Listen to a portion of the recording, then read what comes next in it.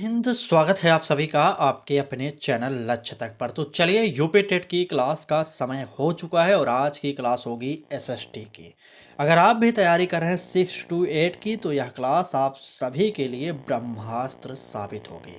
यहाँ पर हम 50 प्रश्न देखेंगे जो कि आपके सिलेबस पर आधारित होंगे और पैटर्न होगा हमारा एक प्रश्न पहला एमसीक्यू, उसके बाद दो वन लाइनर, फिर उसके बाद अगला एमसीक्यू। इसी पैटर्न को फॉलो करते हुए आज की क्लास को पूरा कराया जाएगा। तो सारे प्रश्न जो हैं बहुत ही इम्पोर्टेंट है। बस एक क्लास आप देख लीजिए, उसके बाद आप खुद समझ जाएंगे कि यह क्लास कितना आपके पेपर के लिए इम्पोर्टेंट है। चलिए क्लास को शुरू करते हैं और पहला प्रश्न देखिए, कह रहा है कि भारतीय संविधान की प्रस्तावना में समाजवादी शब्द कब जोड़ा गया था?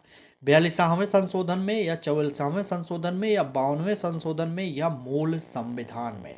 तो मूल संविधान में ये शब्द नहीं था। अब आपको ए बी सी में से उत्तर बताना है कौन सा सही होगा। चलिए तो बिल्कुल, अगर बात किया जाए समाजवादी शब्द कब जोड़ा गया था तो 42वें संविधान संशोधन में जोड़ा गया था।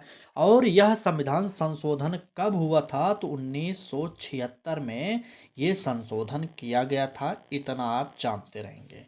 ठीक है, चलिए अगला प्रश्न देखिए क्या कह रहा है, 42वां संशोधन कब हुआ तो अभी जस्ट मैंने बताया कि 1976 में यह संशोधन किया गया था।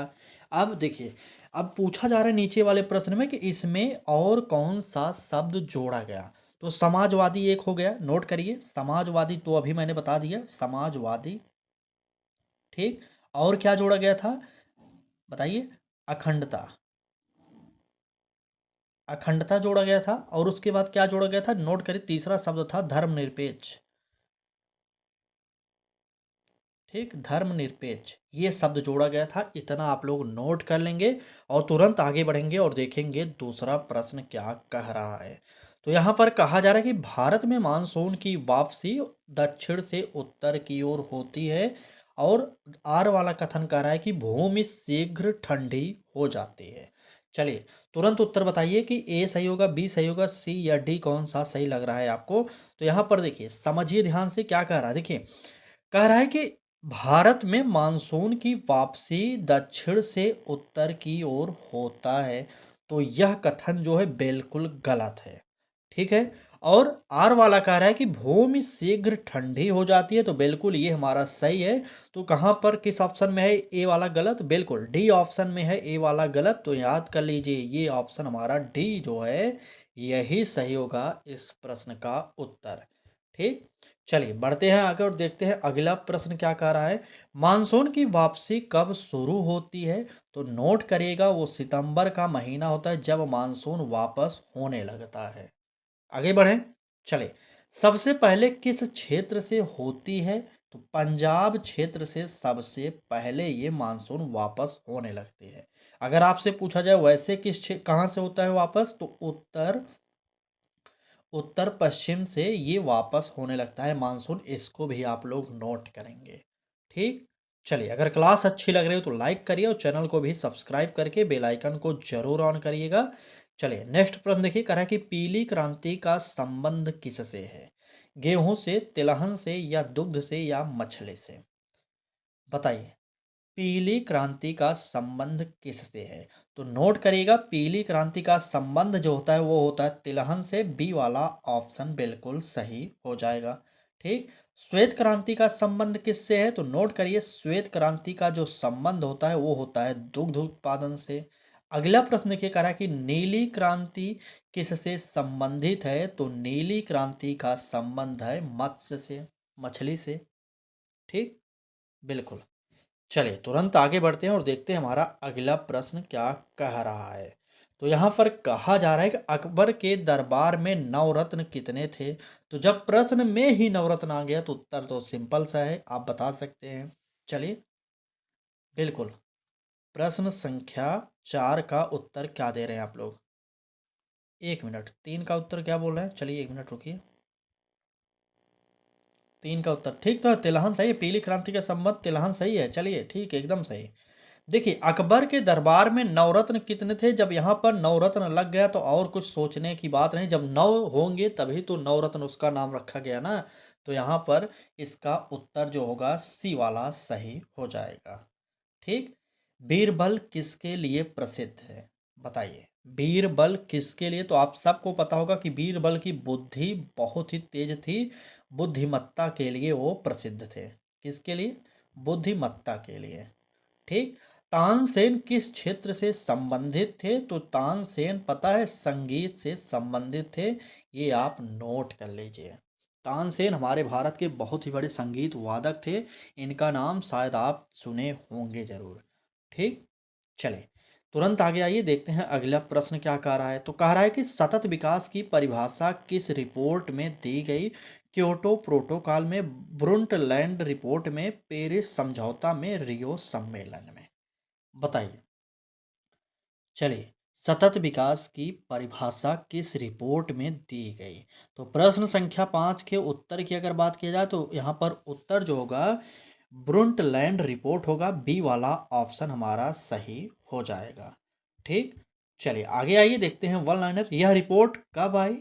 बताइए। तो यह रिपोर्ट आई थी 1987 में। कब आई थी? 1987 में आई थी। इसको नोट कर लेंगे। इसका मुख्य सिद्धांत क्या था? बताइए तो। इसका मुख्य सिद्धांत नोट करिए। संतुलित, क्या था? संतुलित विकास, बिल्कुल संतुलित विकास था। ठीक है। चलिए तुरंत आगे बढ़ते हैं और देखते हैं हमारा नेक्स्ट प्रश्न क्या कह रहा है। लोकसभा को भंग करने का अधिकार किसके पास है? प्रधानमंत्री, राष्ट्रपति, संसद, न्यायालय? बताइए, लोकसभा को भंग करने का अधिकार किसके पास है? जल्दी से बताइए। अगर बात लोकसभा की जाएगी तो आप सब नोट करेंगे कि यह जो लोकसभा है इसको भंग करने का अधिकार राष्ट्रपति के पास होता है। ठीक। बिल्कुल राष्ट्रपति के पास। वर्तमान भारत के राष्ट्रपति कौन है, एक बार कमेंट करिए तो। चलिए अगला प्रश्न देखिए। यह किसकी सलाह पर होता है? आप तो समझ गए कि लोकसभा को भंग कर सकता है देश का राष्ट्रपति। अब यहाँ पर पूछा जा रहा है कि राष्ट्रपति तो भंग कर सकता है, लेकिन किसकी सलाह पर भंग करेगा? तो आप जानते हैं पीएम की सलाह पर। ठीक। क्योंकि पीएम कौन होता है? जो सर्वोच्च होता है देश के सत्ता में, मतलब कई राज्यों में जिसकी सरकार आती है वही पीएम बनता है, आपको पता है। ठीक है। तो यहाँ पर नोट करिएगा पीएम की सलाह पर, प्रधानमंत्री की सलाह पर। ठीक है। चलिए, लोकसभा का सामान्य कार्यकाल कितना होता है? तो लोकसभा का 5 वर्ष होता है, ये आप जानते होंगे। और राज्यसभा का पूछा जाए तो राज्यसभा का जो होता है 6 वर्ष होता है। इसको भी आप लोग नोट कर लेंगे। ठीक। चलें आगे। ठीक ठीक, चलिए आगे बढ़ते हैं। देखिए, कह रहा है कि वनों की कटाई से मृदा अपरदन बढ़ता है। और आर वाला कह रहा है कि वृक्षों की जड़ें मिट्टी को बांधती हैं। यहाँ पर ध्यान दीजिएगा कौन सा कथन सही है और कौन सा गलत है, या आप ऑप्शन के अकॉर्डिंग बता दीजिए। पढ़िए, आप ए पढ़िए, आर पढ़िए, दोनों कथनों को पढ़ लीजिए, उसके बाद आपको उत्तर खुद समझ में आ जाएगा। ठीक है। चलिए, देखिए यहाँ पर क्या करा है। वनों की कटाई से मृदा अपरदन बढ़ता है, बिल्कुल बढ़ता है, ए वाला सही है। अब आर वाला कह रहा है कि वृक्षों की जड़ें मिट्टी को बांधती हैं, बिल्कुल बांधती हैं, इसलिए हमारा यहाँ पर दोनों सही हो जाएगा और आर सही व्याख्या भी कर रहा है। समझ में आया कि नहीं, एक बार बताइए। बिल्कुल। चलिए समझ गए तो तुरंत आगे आइए, देखते हैं अगला प्रश्न क्या कह रहा है। देखिए सीरियसली आप थोड़ा-सा तैयारी में लग जाइए भाई साहब, क्योंकि आपके जो सेकंड पेपर में जिसका एसएसटी होगा आपको पता होगा 60 प्रश्न यहाँ से आएँगे और 60 नंबर के भी रहेंगे। तो यही आपका मेरिट सेट करता है कि यहीं पर कितने लोग 1-2 नंबर से फेल होते हैं शायद आपको अंदाज़ा नहीं होगा। ठीक है? तो लगभग 20 लाख प्लस फॉर्म पड़े होगा, आपको भी पता होगा। ठीक है? एग्ज़ैक्ट डेट तो अब डाटा हमारे पास तो नहीं है। ठीक है? चलिए, फिलहाल आगे बढ़ते हैं। क्या कह रहा है, मृदा अपरदन क्या है? भाई साहब मृदा अपरदन जो मिट्टी का कटाव होता है उसे तो मृदा अपरदन कहते हैं ना, बिल्कुल उसको नोट कर लीजिएगा। ये थोड़ा-सा विस्तृत वाला प्रश्न आ गया, इसे हम नहीं रखना चाहते। देखिए वन लाइनर कराने का मतलब होता है फैक्ट आधारित प्रश्न होना चाहिए। ठीक है? ये थोड़ा टाइपिंग एरर हो गया, ये तो बहुत विस्तृत है, इसके बारे में बहुत ज़्यादा लिख सकते हैं। ठीक? बात करेंगे मृदा अपरदन को रोकेंगे कैसा, तो वृक्षारोपण करके मृदा अपरदन को रोका जा सकता है। ठीक है, इसको आप लिख लेंगे। चलेंगे तुरंत आगे और अगला प्रश्न देखेंगे। चलिए, नेक्स्ट प्रश्न कह रहा है कि असहयोग आंदोलन कब शुरू हुआ? 1919, 1920, 1921 या 1922? असहयोग आंदोलन कब शुरू हुआ? प्रश्न संख्या 8 का उत्तर बताइए कौन सा सही होगा। चलिए, असहयोग आंदोलन, बिल्कुल आधुनिक इतिहास का ये प्रश्न है। बिल्कुल बिल्कुल, असहयोग आंदोलन की बात किया जा रहा तो यहाँ पर 1920 जो ऑप्शन बी वाला है यही हमारा सही होगा। नेक्स्ट देखिए क्या कर रहा है, इसका नेतृत्व किसने किया? असहयोग आंदोलन का नेतृत्व किसने किया था? तो नोट कर लीजिएगा, गांधी जी ने किया था। ठीक है, चलिए, इसे क्यों समाप्त किया गया अगर इसकी बात किया जाए तो आप सब जानते हैं, चौरा चौरी एक घटना हुई थी, इसी के कारण असहयोग आंदोलन को समाप्त किया गया था। ठीक, चलिए फटाक से कमेंट करिए, जल्दी से उत्तर बताइए कि जो चौरा चौरी घटना हुई थी यह कब हुई थी? जल्दी से उत्तर बताइए। चलिए, बात करेंगे अगले प्रश्न की। कह रहा है कि बैंकिंग प्रणाली का मुख्य कार्य क्या है? उत्पादन, विनिमय, देना या निर्यात? देख रहे हैं, ये है प्रश्न इकोनॉमिक्स से, क्योंकि आपके पेपर में इकोनॉमिक्स भी पूछा जाता है। तैयार रहिएगा, हर तरीके से तैयार रहना है आपको। ठीक, चलिए, अगर बात की जाए बैंक प्रणाली का प्रमुख कार्य क्या होता है तो नोट करिएगा, ऋण देना होता है। सी वाला ऑप्शन हमारा यहाँ पर सही हो जाएगा। ठीक है, चलिए आगे बढ़ते हैं और देखते हैं हमारा अगला प्रश्न क्या कह रहा है। तो अगले प्रश्न में कहा जा रहा है कि वर्षा का प्रकार जिसमें वायु ऊपर उठती है और ठंडी होकर वर्षा होती है क्या कहलाता है? ए ऑप्शन कह रहा है कि संवहन वर्षा, बी ऑप्शन कह रहा है कि पर्वतीय वर्षा, सी ऑप्शन कह रहा है चक्रवाती वर्षा और डी ऑप्शन कृत्रिम वर्षा। प्रश्न संख्या 10 का उत्तर बताइए कौन सा सही होगा। चलिए, वर्षा का प्रकार जिसमें वायु ऊपर उठती है और ठंडी होकर वर्षा होती है क्या कहलाता है? तो इसका उत्तर जो होगा नोट करिएगा, ये होता है संवहन वर्षा। ए वाला ऑप्शन हमारा सही हो जाएगा। देखिए, हमारा सिद्धांत है कि क्लास के दौरान फालतू के कमेंट का जवाब नहीं देते हम। ठीक है, आप सिर्फ प्रश्न का उत्तर कमेंट बॉक्स में इस समय करिए, उसके बाद जब क्लास समाप्त होगी उसके बाद जो भी आपकी समस्या होगी आप कमेंट करेंगे, तब हम उसका रिप्लाई करेंगे। ठीक, चलें, नहीं तो देख सकते हैं पिछले क्लासेज में कई कमेंट का हमने रिप्लाई भी किया है, क्योंकि हम देखते हैं सभी कमेंट हम देखते हैं, लेकिन हाँ, इस समय हम आपके कोई कमेंट का जवाब नहीं देते हैं। ठीक है, अगर जवाब देने पर आ गए तो ये 50 प्रश्न 1 घंटे में होंगे, क्या ऐसा करना चाहिए? बिल्कुल नहीं करना चाहिए। 25 से 30 मिनट में हम आपको डेली 50 से 60 प्रश्न प्रोवाइड कर रहे हैं। ठीक, क्योंकि पढ़ना बहुत ज़्यादा है, अगर आपको लगता है कि हमें पढ़ना नहीं है, तो ये आपकी गलतफ़हमी है, इसे दूर करिए फटाक से। ठीक, जितनी जल्दी हो सके। नहीं तो वही है ना, सोचिए जनरल वालों को 90 नंबर पास होना होता है, कई लोग 89 पाकर यहीं पर 1 नंबर से फेल होते हैं, कई लाख लोग होते हैं, लाखों में संख्या होती है। और ओबीसी एससी वालों का 82 होता है नंबर पास मार्किंग, उसमें भी कई लोग 81 पा जाएंगे, कई लोग 80 ही सिर्फ पाते हैं। 1-2 नंबर से कई लाख बच्चे फेल हो जाते हैं। चलिए आगे बढ़ते हैं और देखते हैं अगला प्रश्न क्या कह रहा है। तो कहा जा रहा है कि स्वतंत्रता का अधिकार में क्या शामिल नहीं है? बताइए, अभिव्यक्ति, धर्म, आवागमन या संगठन? तुरंत उत्तर बताइए कौन सा हमारा यहाँ पर उत्तर सही होगा। तो प्रश्न संख्या 11 के उत्तर की बात किया जाए तो जो धर्म है ये हमारा स्वतंत्रता के अधिकार में शामिल नहीं है। ठीक, बी वाला ऑप्शन यहाँ पर सही हो जाएगा। चलिए, अनुच्छेद 19 में कितनी स्वतंत्रताएं हैं? तो 6 प्रकार की स्वतंत्रताएं हैं, इसको भी आप लोग नोट करेंगे। ठीक, स्वतंत्रता। चलिए, एक उदाहरण अगर आपको देना पड़े तो क्या देंगे? अभिव्यक्ति दे सकते हैं भाई साहब। चलिए, अभिव्यक्ति लिख लीजिए। ठीक है, चलिए नेक्स्ट प्रश्न देखेंगे क्या कह रहा है हमारा अगला प्रश्न। यहाँ पर कहा जा रहा है कि हड़प्पा सभ्यता का प्रमुख स्थल कौन सा है? पाटलिपुत्र है, मोहनजोदड़ो है, तक्षशिला है या उज्जैन है? बताइए, हड़प्पा सभ्यता का प्रमुख स्थल कौन सा है? पाटलिपुत्र है, मोहनजोदड़ो है, तक्षशिला है या उज्जैन है। तो नोट कर लीजिए, हड़प्पा सभ्यता का जो प्रमुख स्थल था वह था मोहनजोदड़ो। क्या था? मोहनजोदड़ो, बी वाला ऑप्शन सही होगा। ठीक, चले। और बात किया जाए मोहनजोदड़ो किस नदी के किनारे स्थित था, तो इसका क्या उत्तर देंगे? चलिए, बिल्कुल। तो किस नदी के किनारे? सिंधु नदी के किनारे ये था। ठीक है, सिंधु नदी। इसकी एक विशेषता अगर आपको बताना पड़े तो क्या बताएंगे? नगर योजना इसकी सबसे बेस्ट थी।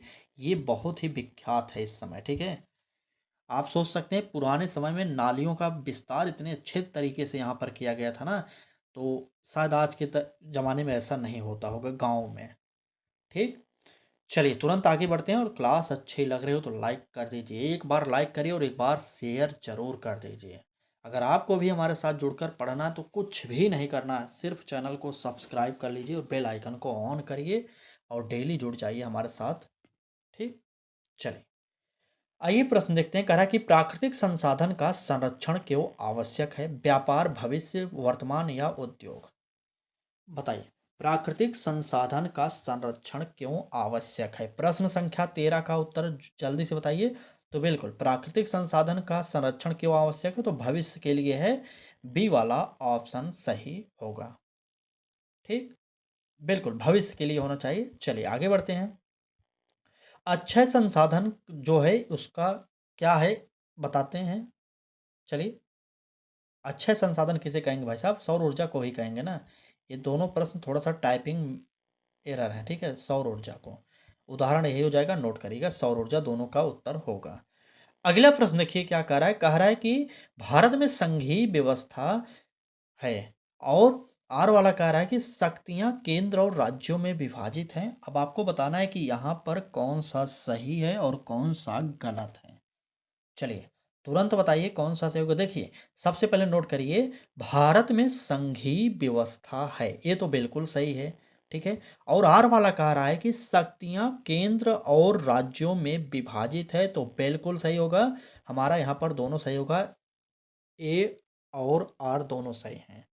ठीक ना, ए और आर दोनों सही है। चलिए दोनों सही है, नोट कर लीजिए और तुरंत आगे बढ़िए। अगला प्रश्न देखते हैं। संघीय का एक लाभ बताइए, क्या लाभ होगा? चलिए, संघी का एक लाभ, भारत में इसका एक उदाहरण दें। देखिए, संघी का लाभ क्या होगा? विकेंद्रीकरण हो जाएगा। ठीक, भारत में इसका एक उदाहरण अगर कहा जाए तो केंद्र सरकार हो जाएगा। ठीक है, केंद्र सरकार। चलिए तुरंत आगे आइए, देखते हैं हमारा अगला प्रश्न क्या कह रहा है। कहा जा रहा है कि बेरोजगारी का कौन सा प्रकार शिक्षित युवाओं में अधिक पाया जाता है? मौसमी, प्रच्छन्न, शिक्षित, बेरोजगारी, संरचनात्मक? चलिए तुरंत उत्तर बताइए, प्रश्न संख्या 15 का क्या सही होगा? चलिए तुरंत बताइए।